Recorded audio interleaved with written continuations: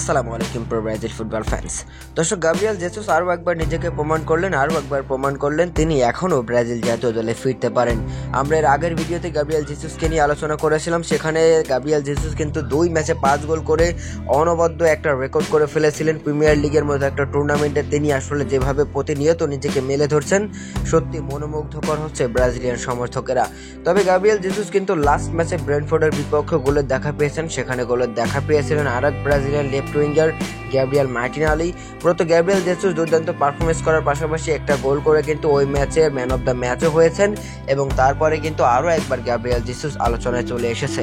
কারণ এই Brazilian striker তিনি কিন্তু লাস্ট 4 ম্যাচে 6টি গোল করেছেন, আর যে 6টি গোল করার কারণে কিন্তু আর্সেনালও দুর্দান্তভাবেই কিন্তু এগিয়ে যাচ্ছে প্রিমিয়ার লিগের পয়েন্ট টেবিলে।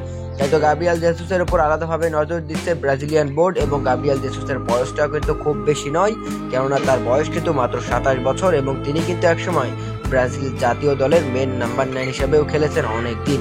তো গাব্রিয়েল জেসুস কিন্তু হুট করেই অফ ফর্মে চলে গিয়েছিলেন এবং তিনি আরও একবার যেভাবে আসলে ফর্মে ফিরতে শুরু করেছে, তাতে মনে হচ্ছে আর্জেন্টিনা এবং কলম্বিয়ার বিপক্ষে ব্রাজিলের যে 25 সালের মার্চ মাসে যে 2টি ম্যাচ রয়েছে, সেই ম্যাচগুলোতে গাব্রিয়েল জেসুসকে দেখার পালা বাকি রয়েছে। কারণ গাব্রিয়েল জেসুস প্রতিনিয়তই দুর্দান্ত পারফরমেন্স করে যাচ্ছে, আর এই পারফরমেন্সের ধারা যদি তিনি অব্যাহত রাখতে পারেন ফেব্রুয়ারি মার্চ পর্যন্ত, তাহলে অবশ্যই তিনি ব্রাজিল জাতীয় দলের ডাক পাবে, এতে কোনো সন্দেহ নেই। কারণ এরকম একজন স্ট্রাইকারকেই তো ব্রাজিল জাতীয় দলের দরকার, যে শুধু গোল করবে এবং সেলেসাউদেরকে এগিয়ে নিয়ে যাবে। তো দর্শক, আপনার কি মনে হয় গাব্রিয়েল জেসুস কি ব্রাজিল জাতীয় দলের ডাক পাবে, নাকি ব্রাজিল জাতীয় দলের ডাক পাওয়ার আগ মুহূর্তে আরও একবার অফ ফর্মে চলে যাবে এই ব্রাজিলিয়ান স্ট্রাইকার?